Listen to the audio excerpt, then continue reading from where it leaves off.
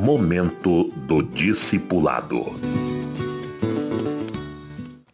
Eu quero falar sobre um aspecto interessante do discipulado, que sem ele, o crente é uma ovelha sem pastor, uma barata tonta no mundo, uma pessoa perdida.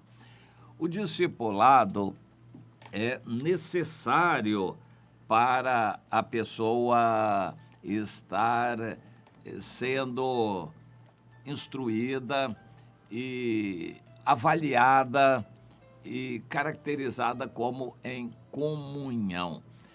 Comunhão não é contato. A gente estar em comunhão na igreja não é estar ali com um monte de gente assistindo reunião junto. Não é isto. Você precisa estar com a sua vida conhecida, você ligada ao corpo de Cristo, aos outros irmãos. E você precisa ter uma pessoa que é o seu líder, a sua líder, aquela pessoa que representa a autoridade de Deus na sua vida. Essa pessoa vai ajudar você e orientar você para você poder produzir frutos, crescer, se firmar e vencer as tentações do pecado, vencer na vida. Essa pessoa vai ajudar você fazendo uma avaliação de fora. Nós devemos fazer uma avaliação de dentro. Cada um examine-se a si próprio. Diz a Bíblia em 1 Coríntios 11, cada um examine-se a si próprio. Não só para tomar a ceia. Tomar a ceia é algo que coroa um processo de avaliação interna. Você verifica como está a sua vida e vai tomar a ceia para dar gratidão a Deus, dar relatório ao Senhor e para confirmar que você está em comunhão e para mostrar para os outros irmãos que você é uma parte desse mesmo pão. Você faz parte desse corpo. Hoje o contingente de crentes em casa é muito grande. Pessoas que não vão às reuniões das igrejas. Pessoas que querem ser crentes como que avulsos em casa.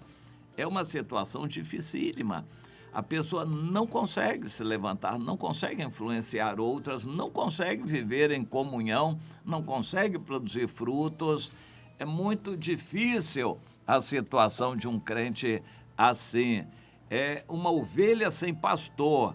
E hoje há um contingente imenso de ovelhas sem pastores dentro das igrejas.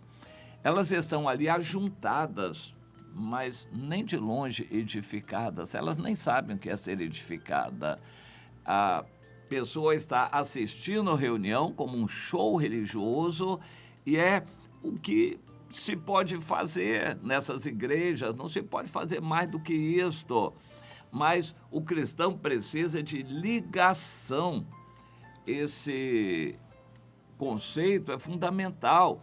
O relacionamento, você precisa saber quem é o seu próximo, com quem você tem obrigações de mutualidade.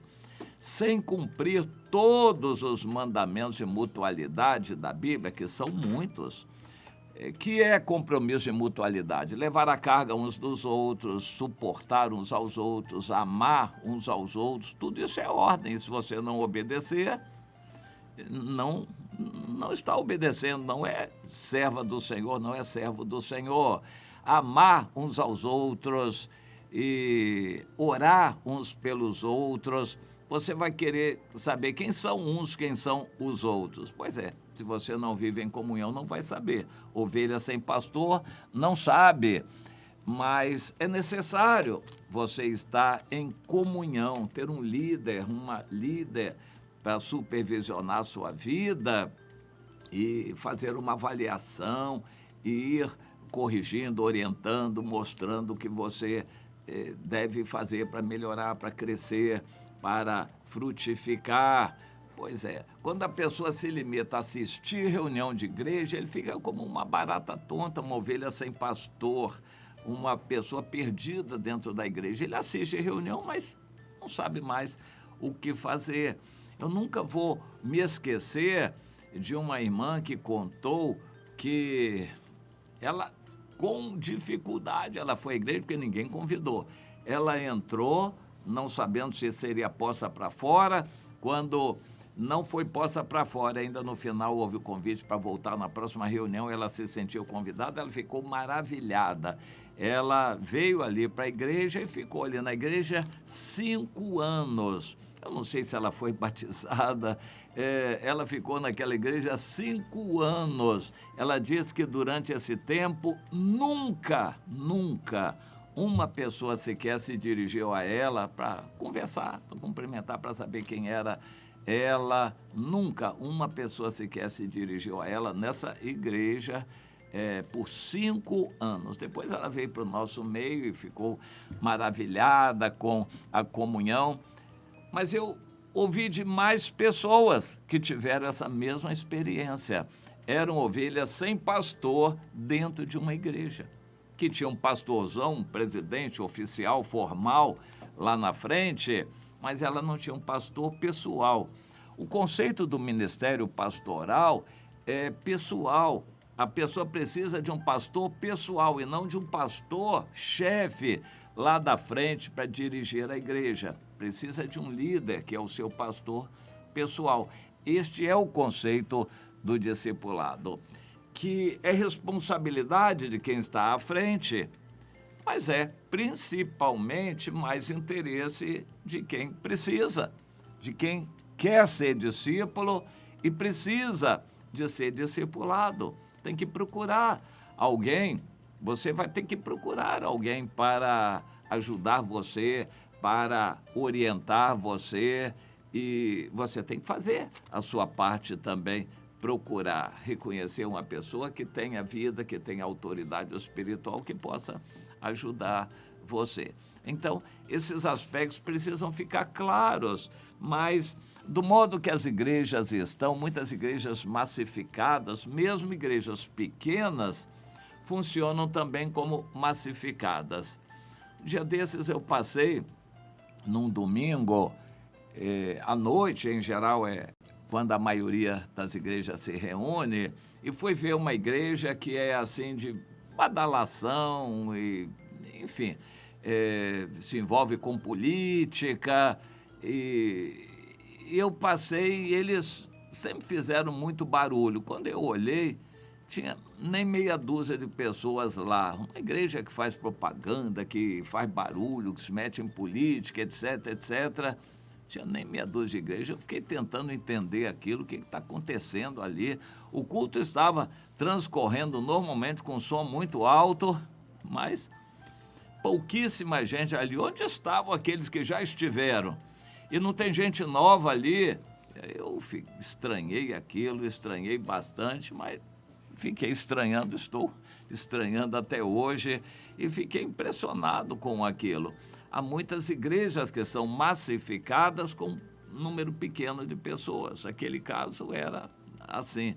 As pessoas não estão ali para abrir o coração, se consertarem diante de Deus, confessarem pecados.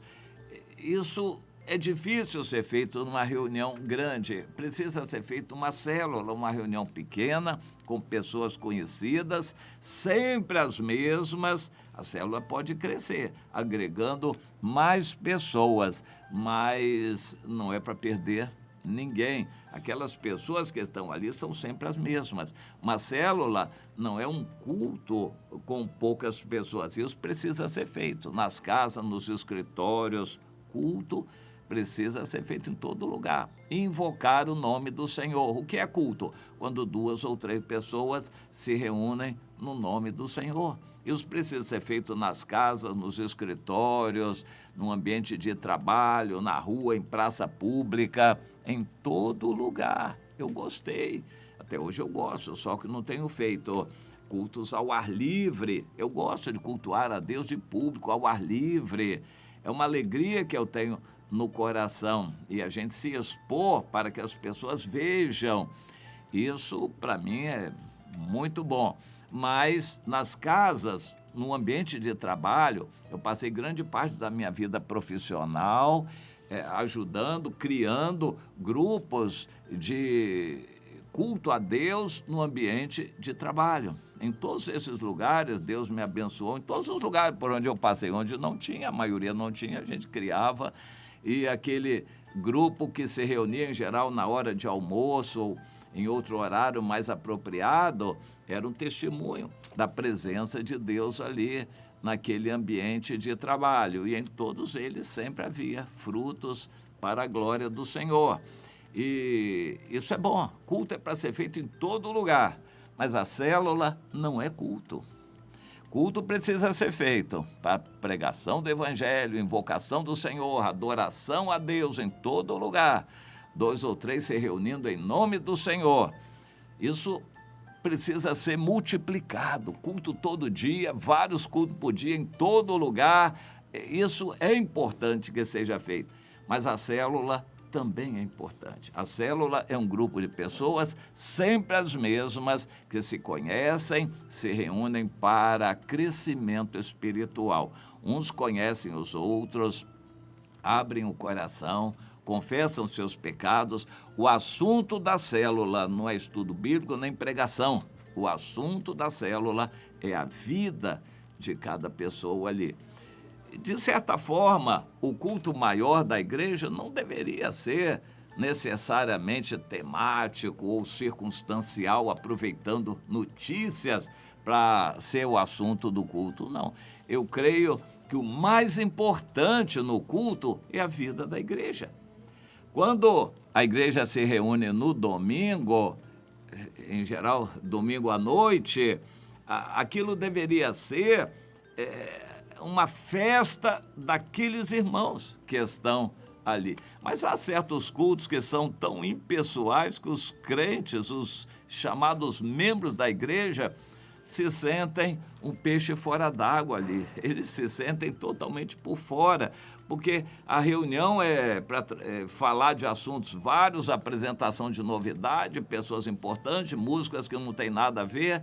Então eles vão assistir um show religioso chamado culto que não tem nada a ver com a vida da igreja. Eu creio que o assunto mais importante na vida da igreja é a vida dos irmãos da igreja.